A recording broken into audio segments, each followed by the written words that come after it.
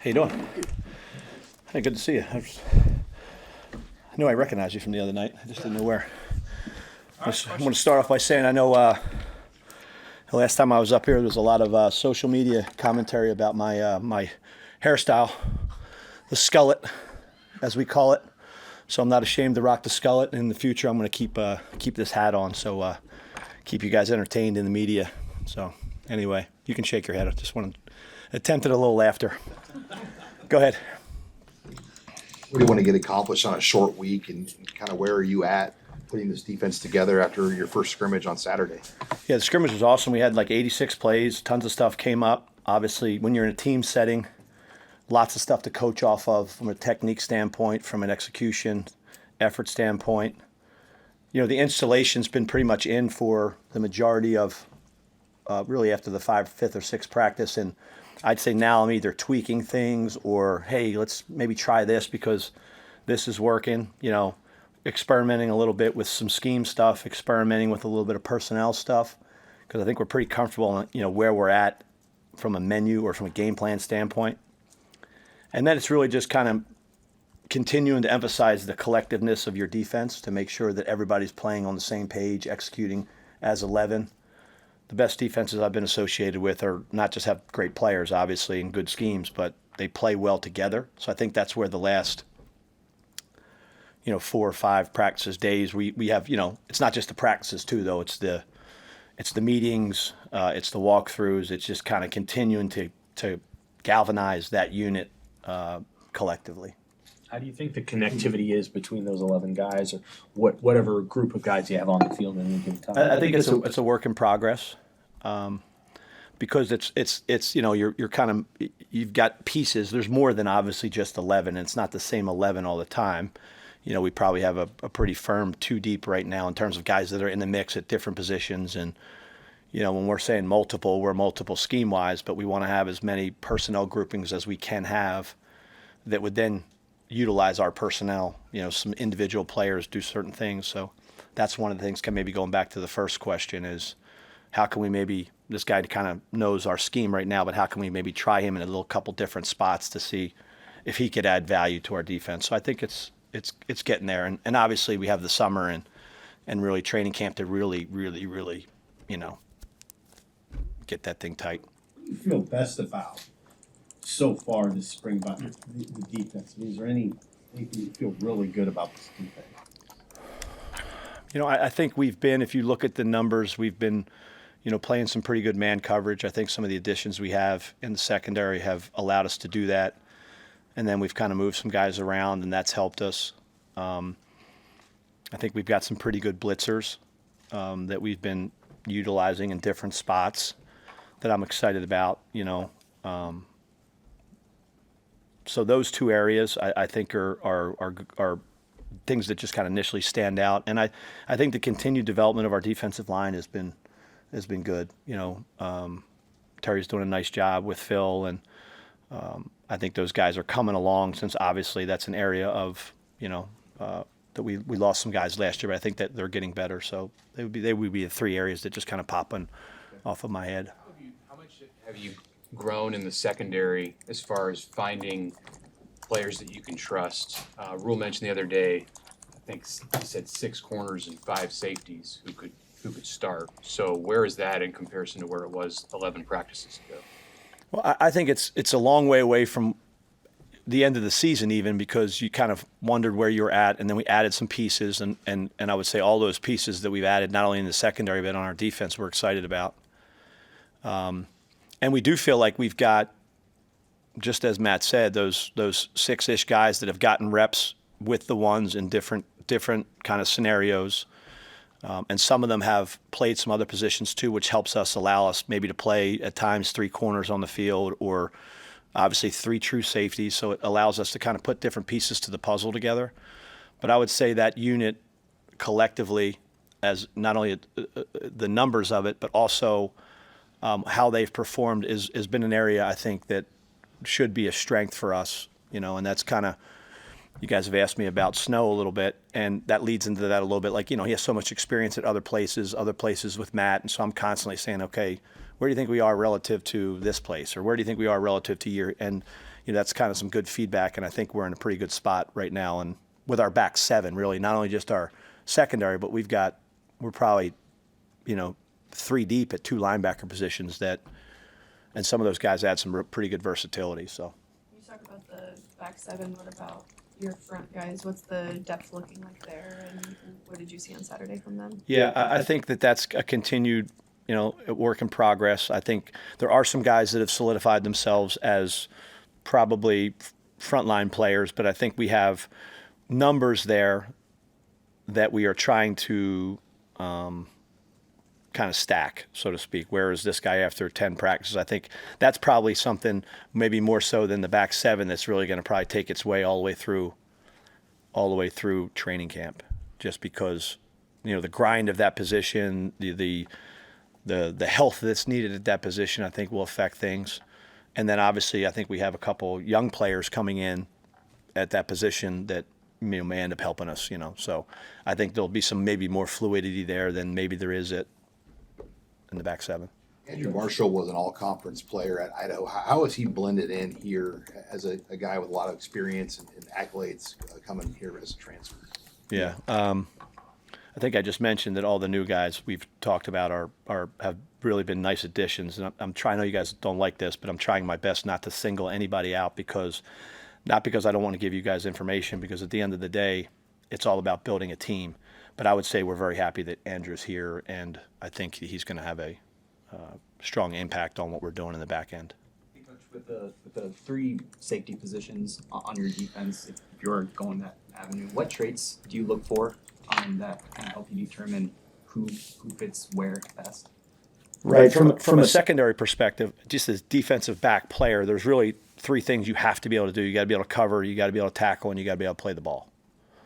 And if you can do those 3 things within their own little kind of guidelines underneath of that, you're going to be a really good player. So like from a coverage perspective, you got to be able to play man, zone, and some type of match principles. You have to be able to tackle, and tackling is a lost art in today's game because of when you emphasize player safety a lot of the times you sometimes sacrifice the physicality of how you're practicing tackling. So that's an area that's just we are continuing to work and develop that I think is critical. And if players ever ask me, when they ask me how can I separate myself from other players on the team or even other players in the draft, I'm like, if you become a great tackler, you will clearly separate yourself. So I think that's a huge trait. And then the ability to defend the ball, whether you're breaking it up or intercept it.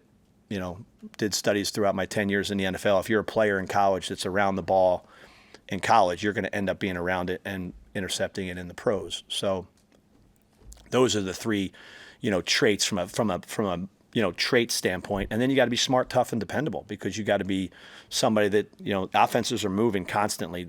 If you watch college football and pro football, very rarely is an offense going to break out, line up in a formation, and stay that way. There's going to be motions, shifts, sometimes multiples within plays. So you got to be smart. You got to be able to communicate. You got to be dependable. You got to be someone you can count on.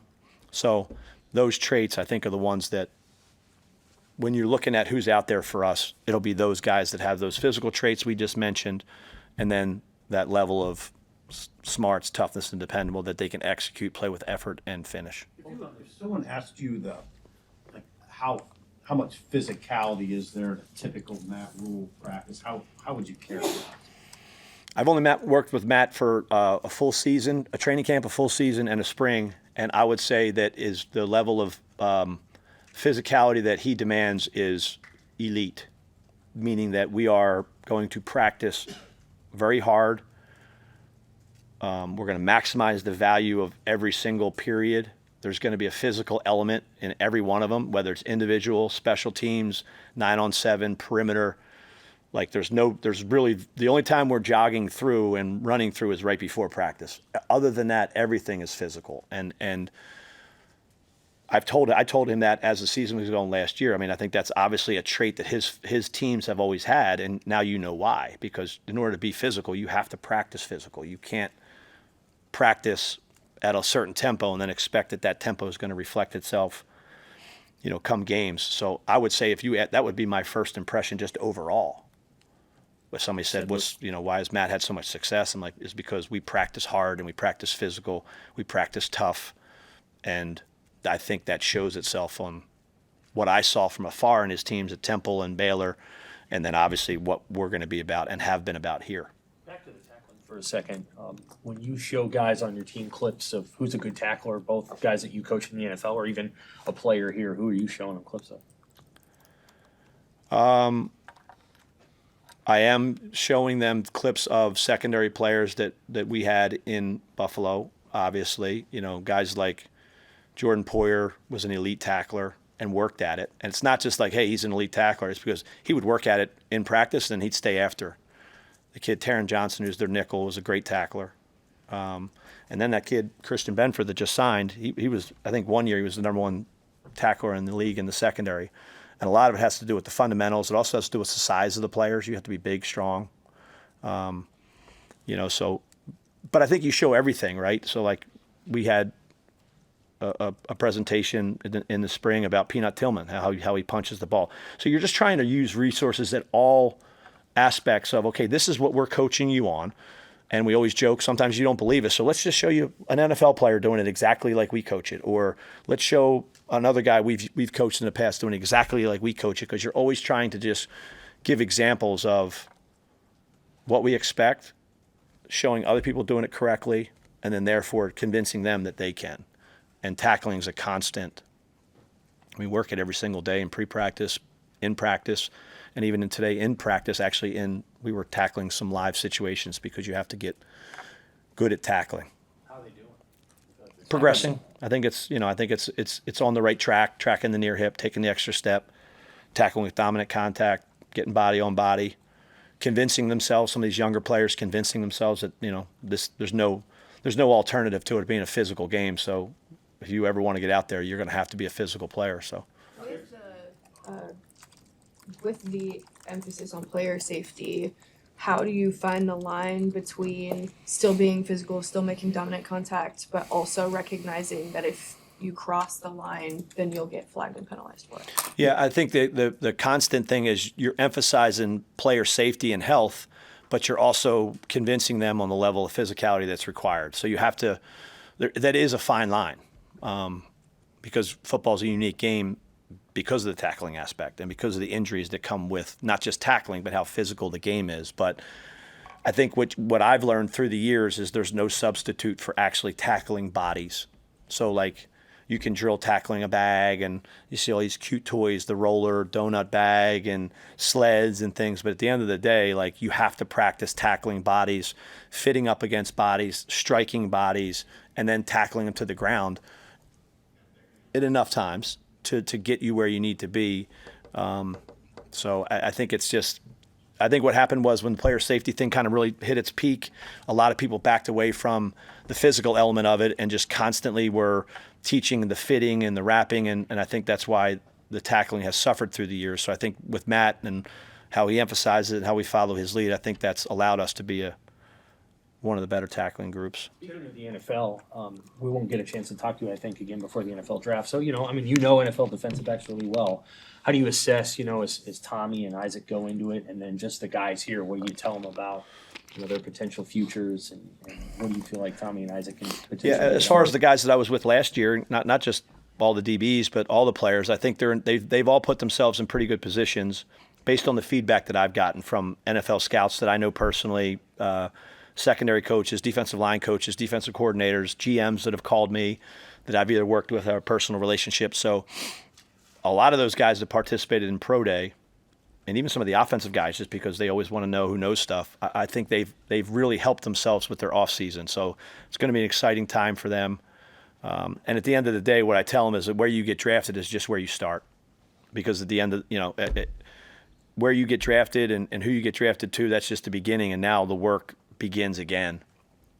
And your pro career will be determined on the work that you put in the organization that you're in, and it'll have nothing to do with what you've done to this point. So I think that's the biggest thing they've got to understand, whoever it happens to be, whether it's Giff or Ty or Nash or Thomas Fidone, people have called about, or MJ. There's been a lot of them.